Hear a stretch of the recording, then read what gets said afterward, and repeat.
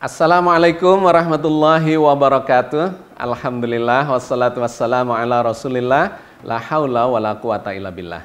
Sahabat sekalian, kita berjumpa lagi di dalam program Cangkir Tasawuf Modern episode 239. Kita masih akan melanjutkan kajian kita terkait dengan musik dan ibadah atau dan Al-Qur'an. Kita sudah melakukan kajiannya 2 episode yang lalu. Yang pertama terkait apakah musik itu halal atau haram. Kita sudah mendapatkan kesimpulan bahwa musik itu tidak haram. Kenapa? Karena musik itu bersifat netral. Yang bisa dihalalkan atau diharamkan itu adalah bermusik. Ya, jadi musik itu netral, sama dengan ekonomi, dengan politik, dengan segala macam ilmu-ilmu yang bersifat netral, dan menjadi haram atau halal ketika kita menjalankannya. Bermusik itu bisa menjadi haram, tapi bermusik juga bisa menjadi halal. Ketika bermusik itu memunculkan hal-hal yang membawa pada kemaksiatan, pada kekerasan, pada kriminalitas, perzinahan, minuman keras, dan sebagainya, tentu saja bermusik itu menjadi haram. Tetapi kalau bermusik itu diarahkan pada kebaikan-kebaikan, kebajikan, nasihat, kemaslahatan, syiar, dakwah, doa-doa, dan sebagainya, maka bermusik itu menjadi halal. Memang ini kontroversial, sudah sangat lama, ribuan tahun yang lalu ada 2 pendapat terkait dengan musik. Tetapi dari kajian yang sudah kita lakukan, maka kita mendapatkan kesimpulan, 1, musik itu netral.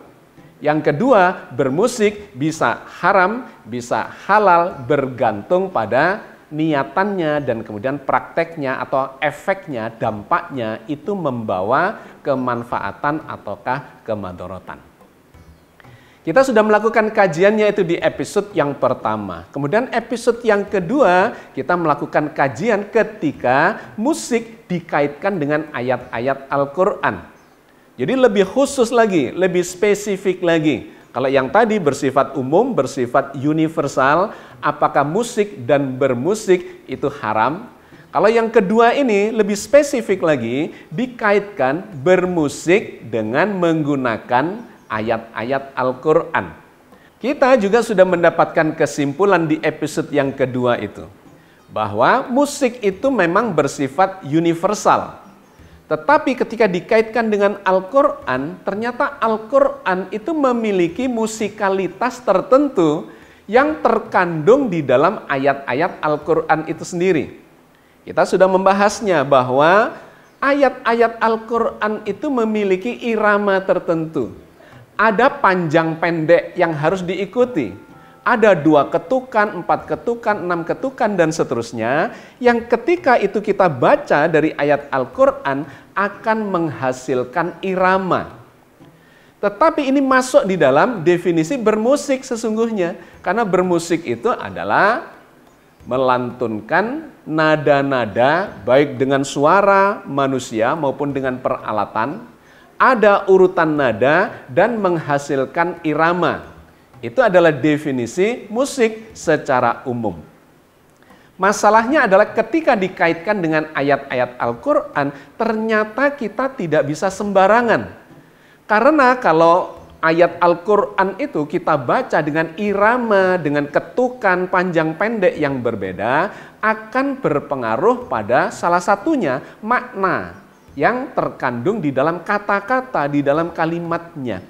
Sehingga ini yang menyebabkan kemudian para ahli terkait dengan seni membaca Al-Qur'an itu tidak membolehkan secara sembarangan untuk melantunkan Al-Quran karena bisa mengubah maknanya. Itu yang pertama. Yang kedua, nanti bisa memunculkan nuansa ketidakpantasan tertentu. Nah, hari ini kita akan memperdalam itu lebih jauh terkait dengan irama yang ada di dalam Al-Quran, dan yang kedua terkait dengan makna yang memunculkan kepantasan atau ketidakpantasan membaca Al-Quran dengan nada, dengan irama, dengan lagu tertentu atau langgam tertentu. Yang menarik dari ayat-ayat Al-Quran terkait dengan seni membacanya atau melantunkannya itu adalah Al-Quran memiliki pakem yang luas untuk dilantunkan oleh orang-orang yang berbeda.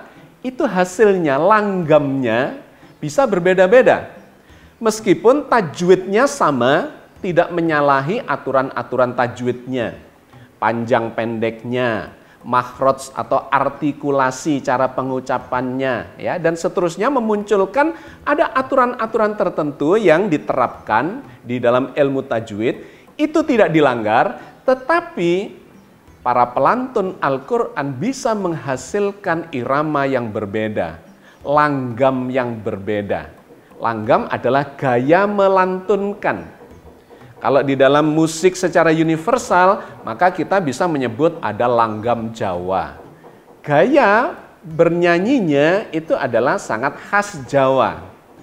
Ada langgam keroncong, ada langgam Cina, ada langgam mungkin Madura kalau di Indonesia, atau langgam bangsa-bangsa, musik-musik yang dihasilkan oleh suku bangsa atau bangsa-bangsa di dunia. Langgam adalah gaya melantunkan sebuah lagu atau sebuah irama. Yang menarik, meskipun Al-Quran ini memiliki aturan yang ketat terkait dengan panjang pendeknya, dengan tajwidnya, tidak boleh mengubah makna, tetapi ketika dilantunkan itu bisa menghasilkan langgam yang berbeda-beda. Nah, di zaman Rasulullah memang tidak ada catatan atau apalagi rekaman bagaimana langgam yang dicontohkan oleh Rasulullah dan kemudian dilakukan oleh para sahabat.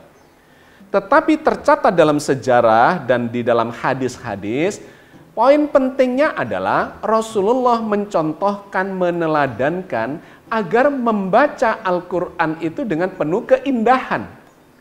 Nah, ini sangat relatif. Nada dan irama yang indah itu seperti apa? Karena tidak ada catatan sejarahnya. Sehingga para ahli seni membaca Al-Quran kemudian memiliki persepsi yang berbeda-beda dan menghasilkan langgam yang berbeda-beda. Catatan sejarah hanya menunjukkan di beberapa hadis bahwa Rasulullah menganjurkan untuk membaca, melantunkan ayat-ayat suci Al-Quran dengan nada yang indah. Misalnya yang sudah kita kutip di episode yang lalu, tapi kita kutip kembali dalam episode kali ini adalah berikut ini. Dari Al-Barra radhiyallahu anhu berkata, Rasulullah shallallahu alaihi wasallam bersabda, hiasilah Al-Quran dengan suaramu, karena sesungguhnya suara yang bagus akan menjadikan bacaan Al-Quran bertambah bagus pula. Hadis riwayat Al-Hakim. Dan yang kedua, dari Al-Bara' bin Azib radhiyallahu anhu, ia berkata, aku mendengarkan Nabi Shallallahu alaihi wasallam membaca Al-Quran pada sholat Isya. Ketika itu beliau membaca surat At-Tin. Aku belum pernah mendengar suara yang lebih indah daripada beliau. Muttafaqun alaih. Hadis riwayat Bukhari nomor 7546 dan Muslim nomor 177. Jadi poin penting dari catatan sejarah di zaman Rasulullah terkait dengan cara membaca Al-Quran itu adalah sisi keindahannya. Mesti dilantunkan dengan nada yang indah, dengan irama yang indah, mengesankan, memunculkan kekhusyuan.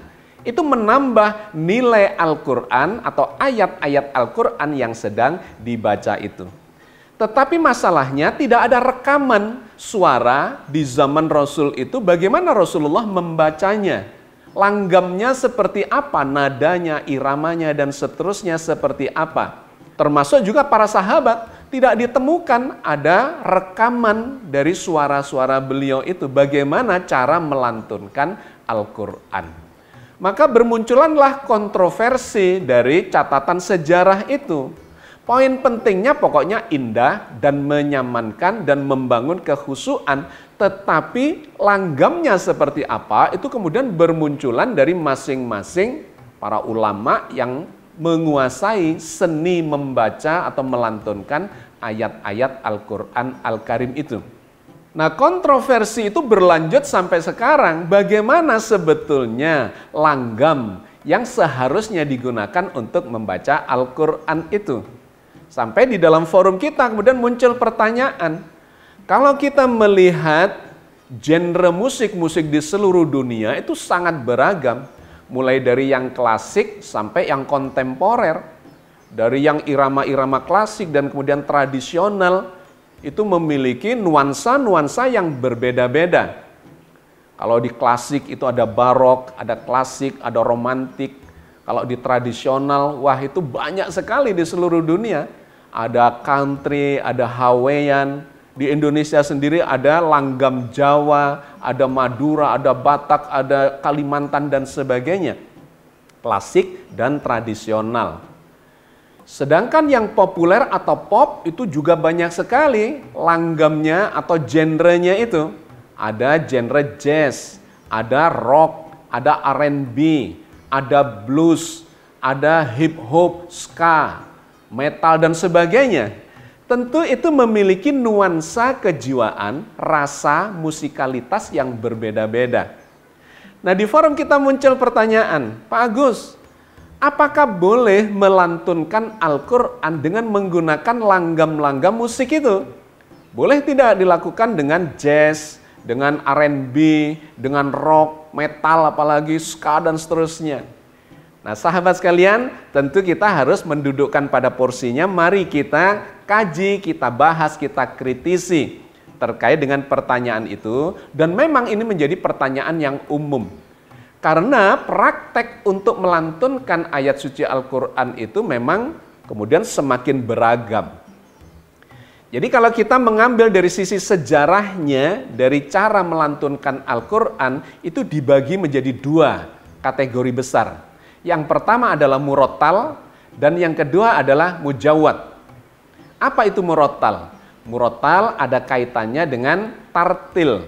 Membaca ayat-ayat Al-Quran secara perlahan-lahan dan meresapi maknanya. Itu poin dari murattal. Iramanya biasanya atau nada dan iramanya, langgamnya itu datar saja. Cara membaca Al-Quran itu tidak dilagukan. Nah, yang kedua adalah mujawwad dari kata tajwid. Penekanannya dilakukan tetapi tajwidnya harus benar. Ini yang kemudian memunculkan langgam-langgam itu karena kemudian sampai dilombakan dalam musabaqah tilawatil Quran. Di dalam seni membaca Al-Quran yang masuk kategori mujawwad itu ada 7 langgam di sana. Secara umum disebut nagom. Nagom itu arti awalnya adalah nada, melodi, bunyi-bunyian atau not musik itu. Tetapi kemudian digunakan untuk membaca Al-Quran. Sehingga ada ilmu an-nagom fil Quran. Cara melantunkan nada-nada dan irama terhadap ayat-ayat Al-Quran. Nah, menarik, ternyata ada berbagai macam, minimal ada 7 langgam dalam membaca ayat-ayat Al-Quran dilantunkan dengan nada dan irama yang indah itu. Ada yang bernada sedih, ada yang bernada gembira. Di antaranya dari nagom, langgam yang bernada sedih, itu ada yang disebut sebagai jiharka, atau langgam sika, atau soba, dan hijaz. Memiliki karakter yang berbeda-beda secara detailnya, tetapi secara umum itu langgamnya bernada lembut, sedih, menyentuh hati ketika digunakan untuk membaca Al-Quran Al-Karim. Tetapi ada yang langgamnya itu menggambarkan perasaan yang lebih gembira, lebih bersemangat. Misalnya yang menggunakan atau membaca Al-Quran dengan langgam bayati. atau nahruan atau ros itu memberikan nuansa ketika dibaca, ada semangat di situ, ada kegembiraan. Nah, semua itu bergantung pada isi ayat-ayat yang dibaca. Tentu saja kita tidak bisa membaca ayat-ayat yang menceritakan tentang kesedihan misalnya, kemudian dengan nada, dengan langgam yang gembira. Nah, di sini muncul ketidakpantasan, meskipun tajwidnya benar, meskipun makhrajnya, artikulasinya benar, ketukannya benar, nadanya tidak fals, bagus, tetapi tidak pantas, tidak sesuai. Makna yang terkandung di ayat itu sendiri dibaca atau dilantunkan dengan nada gembira.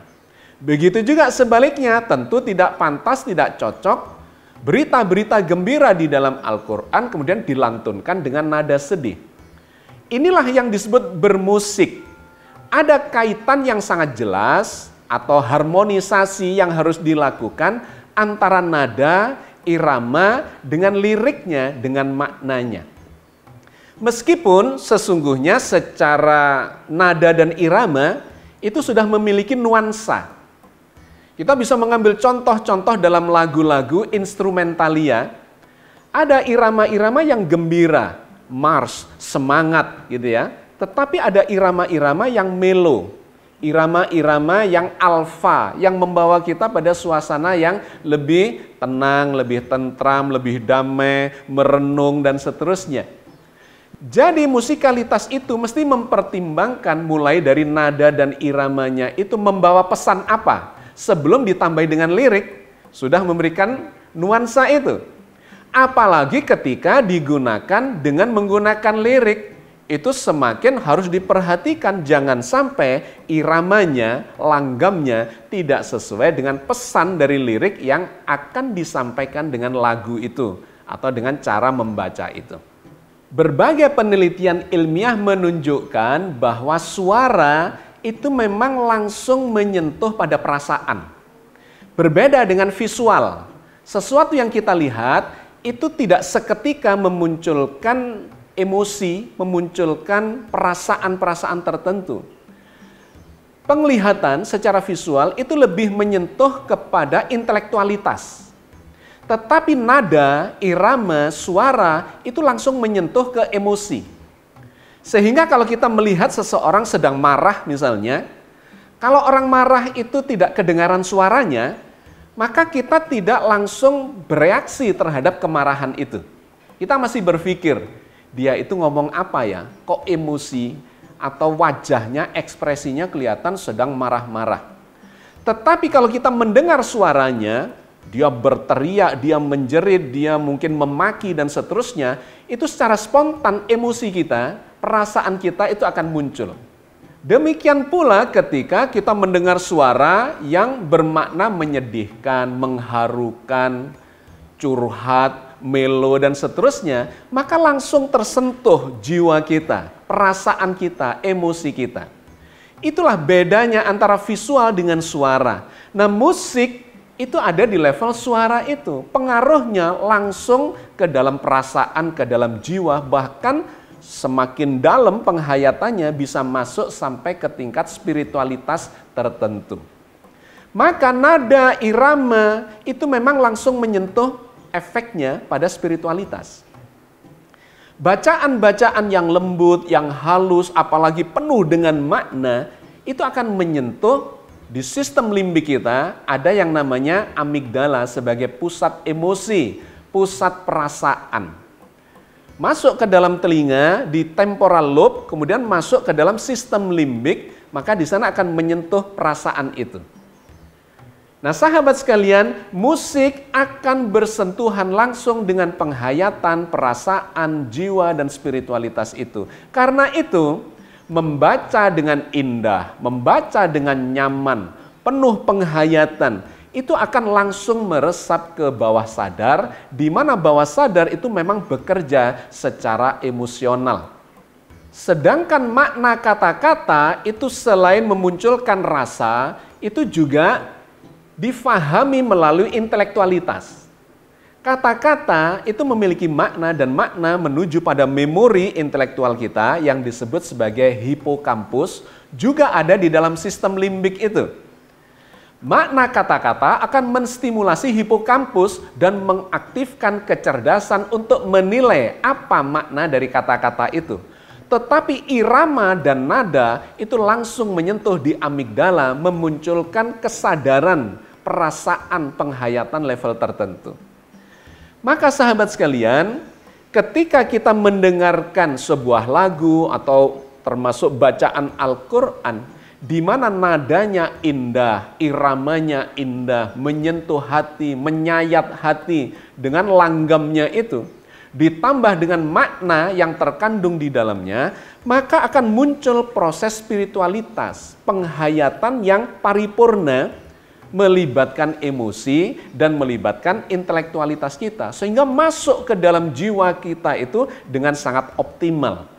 Itulah yang disampaikan di dalam Al-Quran maupun dicontohkan oleh Rasulullah di zaman beliau masih hidup, bahwa membaca Al-Quran mesti dengan nada dan irama yang indah, yang menyentuh, tetapi tidak boleh meninggalkan makna yang terkandung di dalam ayat-ayat itu.